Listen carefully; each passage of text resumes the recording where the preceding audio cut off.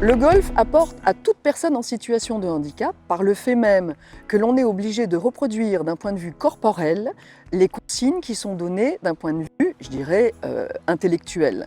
Donc il faut déjà encadrer, bien connaître son corps et ne jamais précipiter les choses. Quand les blessés parviennent à envoyer des balles, c'est-à-dire surtout les faire lever, ça c'est extrêmement important parce que c'est le Saint Graal.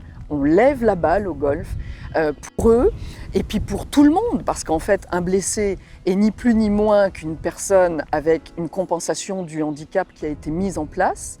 Eh bien, le fait d'envoyer une balle et de parvenir à un but qu'il s'est fixé, donc un objectif, c'est pour toute personne un acquis extrêmement positif. Déjà, le golf se joue à plusieurs, même si on est seul devant sa balle et que c'est un jeu, on va dire, assez personnel, puisqu'on joue sa balle jusque dans le trou. Mais c'est un jeu qui fait partie de ces jeux qui appellent à la convivialité. En général, on échange beaucoup et sur nos vies. Peu importe que ce soit nos vies privées, que ce soit nos vies professionnelles.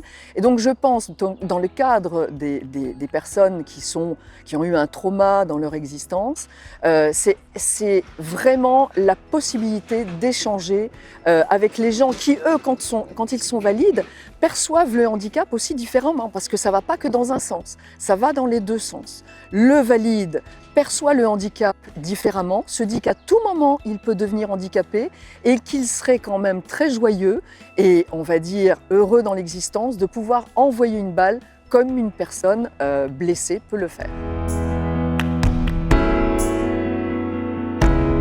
Effectivement, on peut prendre du matériel adapté, mais je dirais plus qu'il est adapté en salle.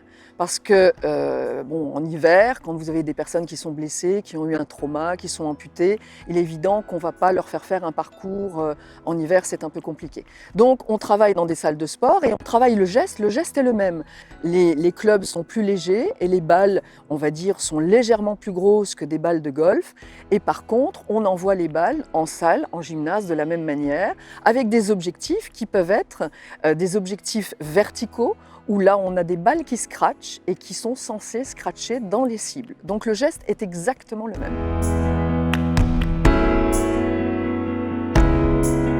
Ça m'apporte ma joie de vivre. C'est-à-dire que quand je vois une personne en difficulté, le fait de la mettre au golf, c'est-à-dire le fait de la faire participer déjà à une action sportive, c'est extrêmement gratifiant pour moi. Quand elle envoie une balle, c'est d'autant plus gratifiant que j'y ai mis tout mon cœur pour qu'elle puisse parvenir à faire cet effet-là. Et quand ensuite elle se débrouille avec des personnes qu'elle côtoie, que ces personnes soient handicapées ou que ce soit des valides, que ce soit des enfants, parce qu'en fait c'est un sport qui permet de jouer avec des générations totalement différentes. Et quand la personne est intégrée, j'ai fait mon job, et mon job s'arrête là, c'est devenu en fait un golfeur ou une golfeuse.